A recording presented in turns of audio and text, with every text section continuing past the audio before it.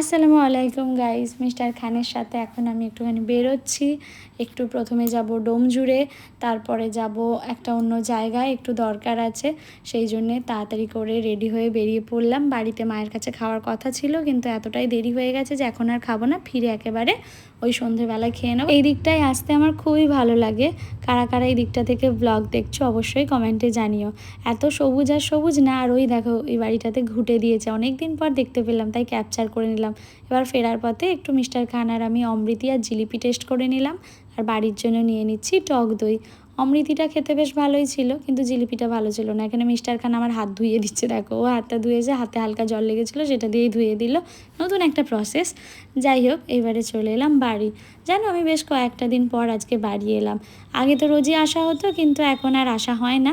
যাই হোক, আস্তে আস্তেই মা খেতে দিয়ে দিয়েছে। এরপর যাচ্ছি একটু শ্বশুরবাড়ি। আমাজি ফোন করেছিল, কিছু খাবার আমাদের জন্য বানিয়েছে, সেটাই দিয়ে দেবে। তো যাওয়ার আগে ভাবলাম কয়েকটা বিস্কিটের প্যাকেট নিয়ে নিই আমাজি আব্বাজির জন্য। তো সেটাই নিতে চলে এসেছি। এখানে অনেক রকমের বিস্কিট রয়েছে, তো এইগুলো সব নিয়ে এখন যাচ্ছি রমজানদের বাড়ি। আর এখানকার রাস্তাটা দেখো, এত ভাঙাচোরা, মানে কিছু বলার নেই, জানো তো। এই যে চলে এলাম আমার শ্বশুর বাড়ি। আর চলো একটুখানি বসে তারপরে আবার চলে যাব ফ্ল্যাটে। এখানে খেতে বলছিল আম্মাজি, কিন্তু আর জানো তো খাইনি, কারণ সবে মায়ের কাছে খেয়েছি, আবার যদি ওখানে খাই পেট ফেটে যাবে। তো নিয়ে চলে এসেছি। আম্মাজি তরকা বানিয়েছিল আর রুটি দিয়ে দিয়েছে, জানো।